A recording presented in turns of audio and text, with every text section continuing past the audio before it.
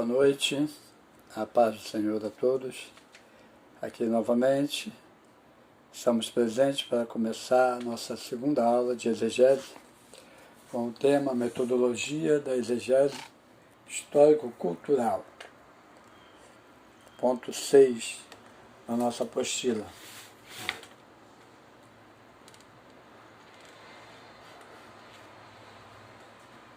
A página de número 14, para facilitar a vida de vocês, na apostila, página de número 14. Bom, na metodologia da exegese histórico-cultural, o nome já diz, a gente vai ver a história e a cultura.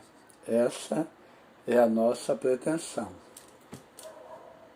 Ponto 1. Esclarecemos o pano de fundo, ou seja, o que está acontecendo por trás deste texto que está sendo escrito, quando está sendo escrito. Qual é a história real que está acontecendo nessa época.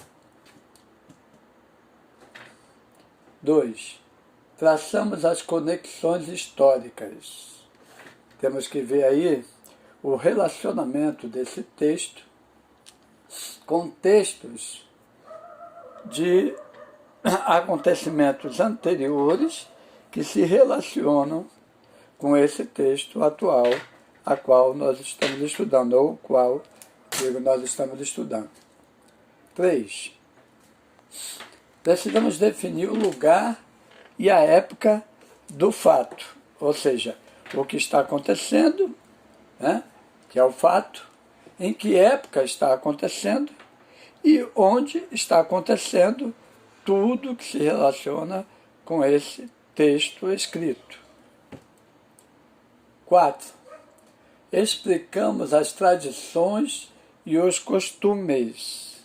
Aí nós vamos ter a preocupação de termos livros que contam sobre as tradições do povo judeu, sobre a cultura, os costumes do povo judeu, para que nós possamos entender o texto em si, aquilo que está sendo falado no texto, vivido no texto, por que está sendo vivido, por que é tão diferente, né, dos nossos costumes.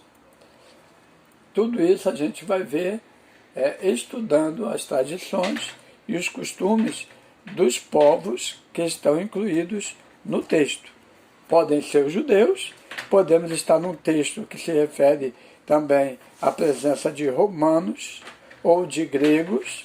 Então, tudo isso precisa ser visto para poder saber o porquê que está se falando algo acerca dessas pessoas, ou o que eles estão fazendo e por que fazem, da forma que fazem.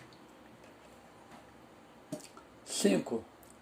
Observamos a situação geográfica, ou seja, precisamos também atentar para a geografia, ou seja, a localização dessa igreja, desse povo ao qual está se tratando, qual é a localização deles no mapa, né? Que cidade é, aonde ela se situa, perto de qual outra cidade, precisamos de saber para poder ajudar os nossos leitores ou os nossos ouvintes a se identificarem com o texto na sua localização geográfica. Alguns exemplos. Nós temos aqui o exemplo em Atos 17 e 18. Esse versículo vai citar aí a presença de dois tipos de povos presentes, mas não são povos diferentes, na verdade são grupos do mesmo povo. São grupos de pessoas, filósofos, com filosofias diferenciadas, epicureus e estoicos. Os epicureus, eles buscavam o prazer em uma vida de paz e santificação, e ignoravam os sentimentos menores e momentâneos. Ou seja, eles queriam aproveitar a vida, né? Sem se preocupar com aquilo que viesse trazer dor, tristeza, mágoa. Então eles tentavam ignorar isso e viver, né, a alegria do seu dia, as oportunidades do dia a dia, né? Até quem use o termo, né, deixa a vida me levar, se referindo a esse grupo. Bom, e segundo grupo, os estoicos. Esses dois grupos, eles tiram no século III e IV antes de Cristo, né? Quando isso acontece, quando esse povo surge, na verdade, né, essa carta não está escrita. Porque Paulo vai escrever aos Romanos bem depois de Cristo, né? Alguns anos depois de Cristo. Então ele vai escrever quando esse pensamento, tanto estoico quanto o pensamento de Epicuro, né, ele vai escrever cerca de 300, 400 anos depois. Então, esses pensamentos já têm também na sua origem, da sua origem até esses 400, 300, 400 anos, algumas mudanças.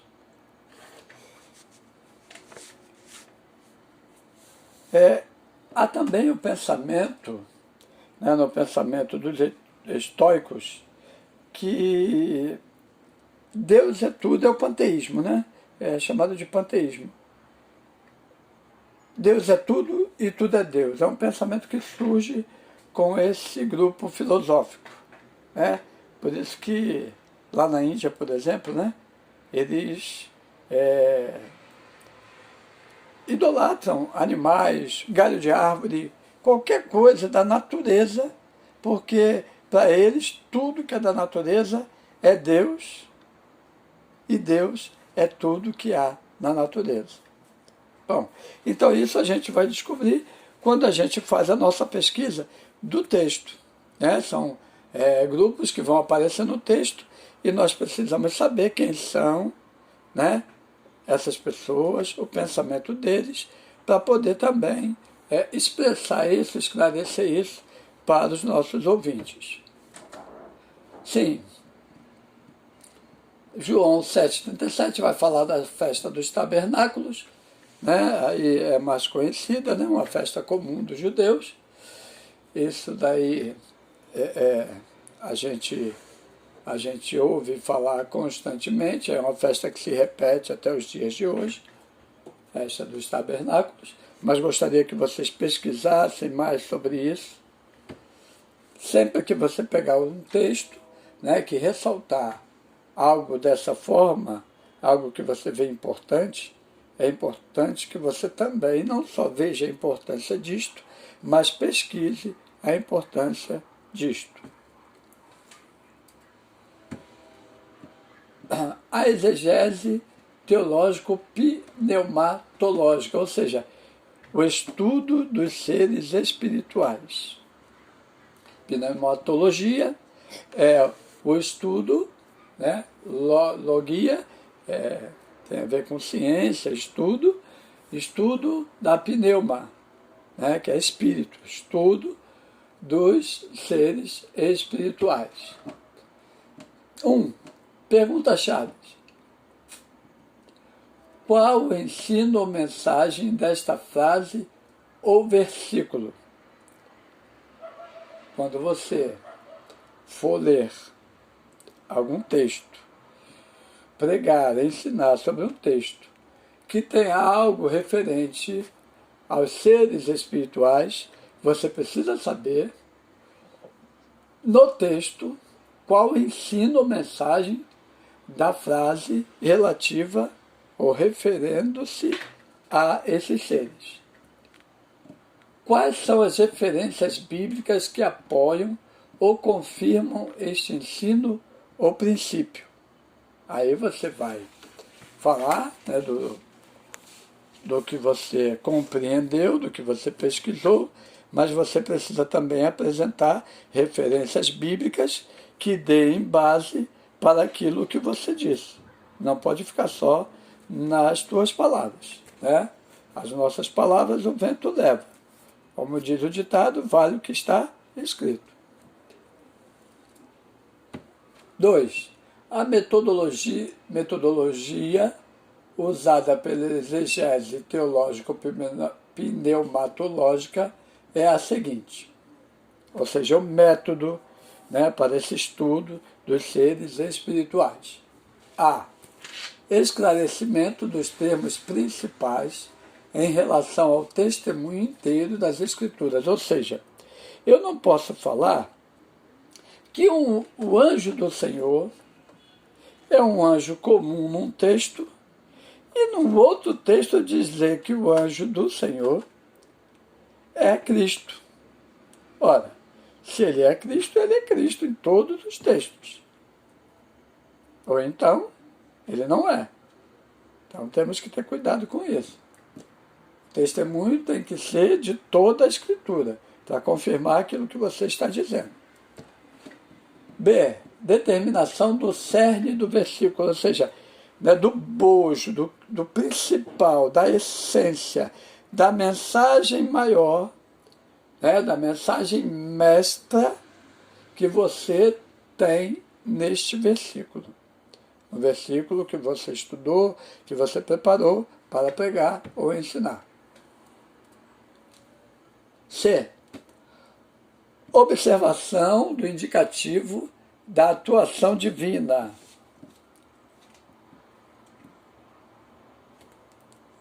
No texto, você vai ver o indicativo dessa atuação desse ser espiritual. Então é muito importante que você identifique isso. Qual a atuação desse ser divino, para você poder falar sobre ele. D. Correlação do texto com a mensagem cristológica. Qual a relação com a mensagem de Cristo? Por exemplo, o Cristo prometido, encarnado, crucificado, morto, ressurreto, glorificado, exaltado, presente, que vem outra vez, consumador, rei, sacerdote, profeta, etc. Então precisamos ver a correlação do texto com a mensagem cristológica. Ou seja, o que ela tem a ver, ou o que ela diz a respeito de Cristo. É definição da finalidade prática do versículo. Ou seja, o que nós podemos trazer para a nossa realidade, para a nossa prática, para a nossa vivência, do que estamos ensinando, do que estamos pregando nesta mensagem. Não adianta nós pregarmos ou ensinarmos algo que não seja prático, que passou, que não tenha valor algum. Nós estamos ensinando uma palavra viva, que tem ensinamentos para a nossa vida, no nosso dia a dia, no nosso cotidiano. Qual é, então, a finalidade prática? Qual é o fim que eu apresento para esse texto ser vivido na realidade humana?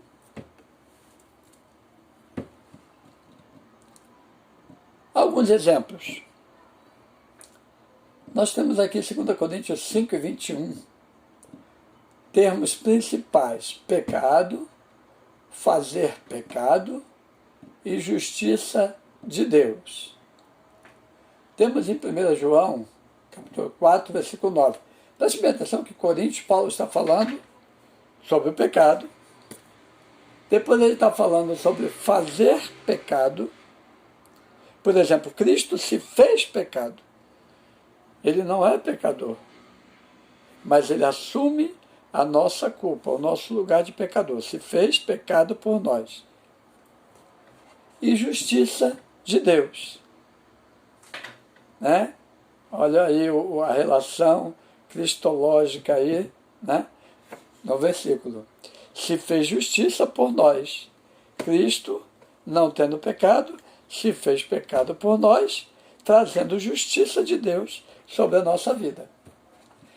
1 João, capítulo 4, versículo 9, termos principais. Manifestou o amor de Deus,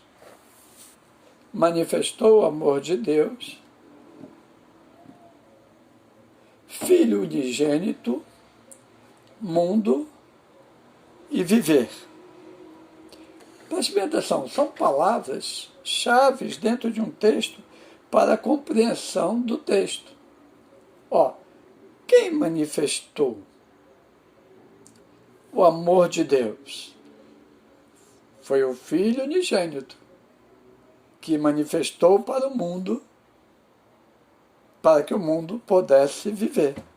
Só nessas palavras você já tem todo o entendimento do versículo a qual nós destacamos, ou qual nós destacamos. Jeremias 17:7, temos as palavras principais, os termos principais. Senhor, confiar, esperança, bendito. Já Filipenses 4:4, eu não vou falar todos por causa do tempo. Nosso tempo é curto para nós abordarmos todos os versículos ponto a ponto. Mas, por exemplo, Jeremias 17:7, nós destacamos os textos principais. Senhor, quem é Senhor? Perceba que esse Senhor está com S maiúsculo. Não é um Senhor qualquer, não é uma autoridade terrena. Esse Senhor, com letra maiúscula, ele estando tanto no início de frase, quanto no meio da frase ou no final da frase, esse Senhor, ele é o Todo-Poderoso. Certo? Claro que, se ele estiver no início da frase se referindo a uma autoridade terrena, ele é o Senhor e vai estar escrito com S minúsculo, porque é um homem. Mas quando é Senhor em letra maiúscula, no início da frase, mesmo sendo homem, vai ser escrito com S maiúsculo, porque todo início da frase, as palavras são escritas com a primeira letra em maiúsculo. Então temos que identificar aí quem é esse Senhor. Só no fato de, no caso de estar no meio da frase, ou no final da frase, ou no decorrer da frase, do texto, em letra maiúscula, nós saberemos que é o Senhor, o Todo-Poderoso. A não ser também quando após um ponto, a frase continua, e aí também vai entrar o Senhor em letra maiúscula, e pode ser um Senhor terreno ou o Senhor divino. Filipenses 4:4, o cerne é: perto está o Senhor. O que é o cerne?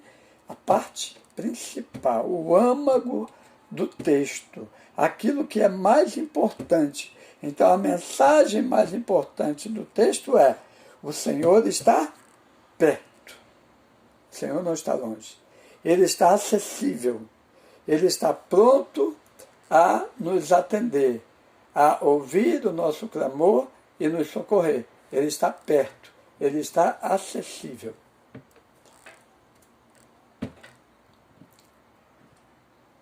Lucas 18, 9-14, o cerne é: este desceu justificado para a sua casa.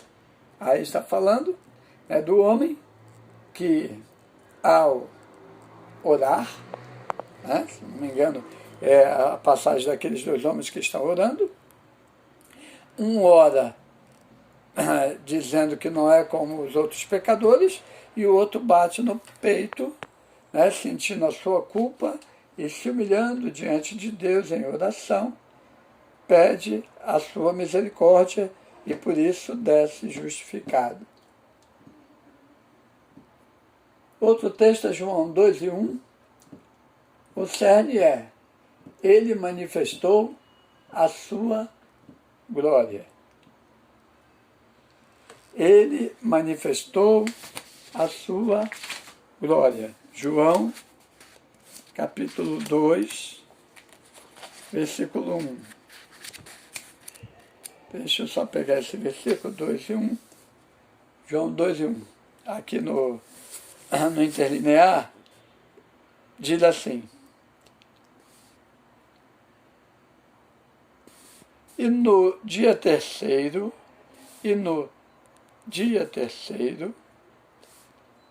um casamento houve em Caná da Galileia, e estava a mãe de Jesus ali. João 2, isso.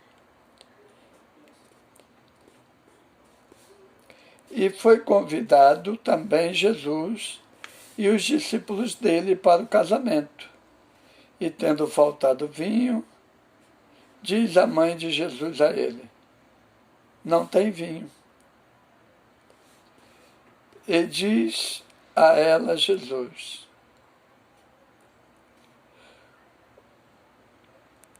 o que a mim e a ti, mulher? É interessante que no texto grego, o que a mim e a ti, mulher? Minha hora ainda não chegou.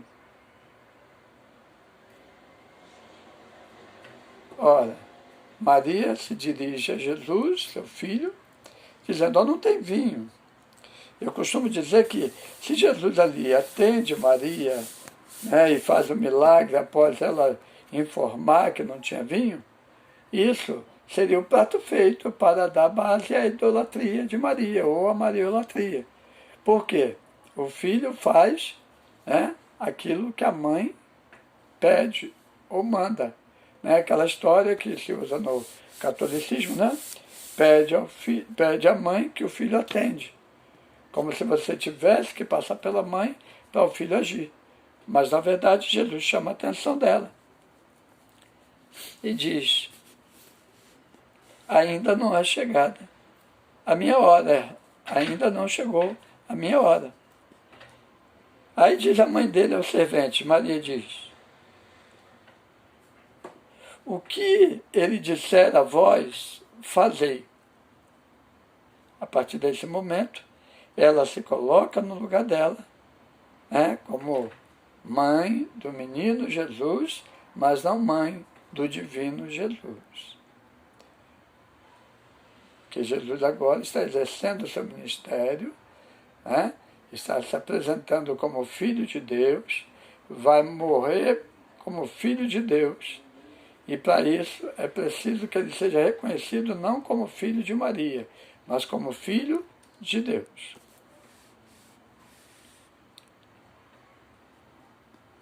Diz a mãe dele aos serventes: o que ele disser a vós, fazei. Então, a gente vai ver aqui que João, cerne manifestou a sua glória. Quando João apresenta, isso vai ser na continuação, né, que ele vai manifestar o seu poder, a sua divindade, fazendo esse grande milagre de transformação da água em vinho, as pessoas vão ficar abismadas, vai ser o primeiro milagre de Jesus, que não foi conduzido pela mãe, mas sim pelo próprio Filho de Deus, que executa ou que põe em prática o seu primeiro milagre, manifestando a sua glória aos homens. Colossenses 3:12. Quais são as afirmações indicativas da atuação divina? Colossenses 3:12. Vamos lá. Os indicativos da atuação divina. O que indica a atuação divina nesse texto?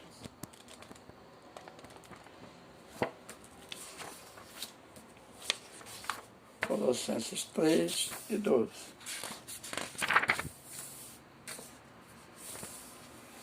Diz assim: revesti-vos, pois, como eleitos de Deus, santos e amados, de entranhas de misericórdia, bondade, humildade, mansidão, longanimidade. Versículo 12, seguinte: suportando-vos uns aos outros e perdoando-vos uns aos outros, se alguém contra alguém tiver queixa, como também o Senhor perdoou a vós, assim também vós.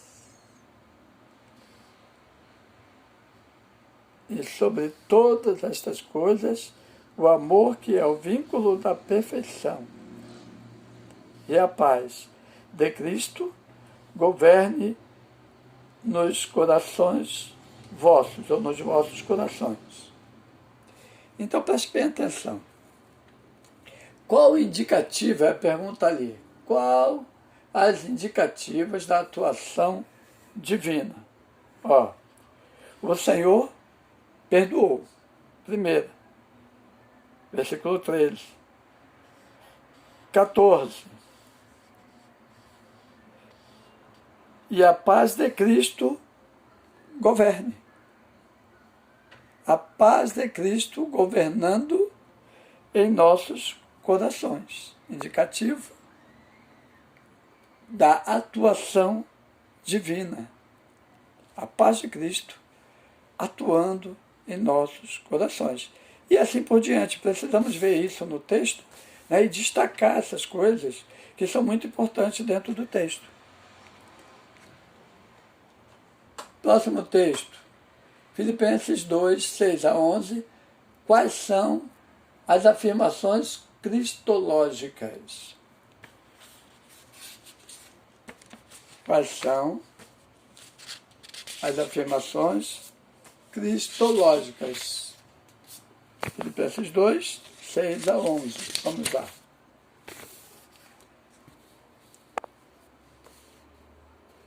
Portanto, se alguma exortação em Cristo, se algum consolo de amor, se alguma comunhão do Espírito e de algum entrañável afeto e misericórdia, completai minha alegria, que o penseis, que o mesmo penseis,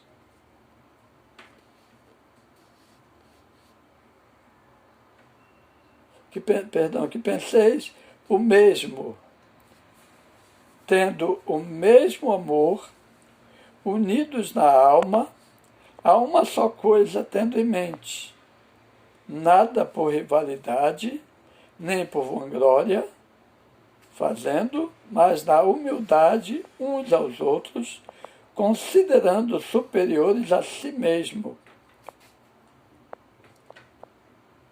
Perdão, eu li o texto inicial, mas o texto nosso é a partir do versículo 6. Não preciso ler para a gente ganhar tempo. O qual, em forma de Deus, existindo, não considerou rapina o ser igual a Deus, mas a si mesmo se esvaziou, tomando forma de escravo, e de seres humanos e semelhança de seres humanos, tornando-se em forma achado como ser humano, humilhou-se a si mesmo, fazendo-se obediente até a morte e de cruz. Por isso também Deus a ele grandemente exaltou e concedeu a ele o nome acima de todo nome. É o versículo 11, né? Para que no nome de Jesus todo joelho se dobre, de seres celestiais e de seres terrestres, e de seres debaixo da terra, e toda língua confesse que Jesus Cristo é Senhor, para a glória de Deus Pai. Quais afirmações, então, cristológicas? A afirmação de que Cristo é Senhor no céu, na terra e embaixo da terra. É isso que está afirmando o texto. Essas são as afirmações cristológicas do texto. Cristo é Senhor em todo lugar, em todo tempo. Deus abençoe a todos. Aqui nós terminamos a nossa aula de exegese e peço que vocês façam os exercícios e me mandem, por favor, no privado, porque eu quero dar nota para vocês, tá bom? Deus abençoe, em nome de Jesus. Paz.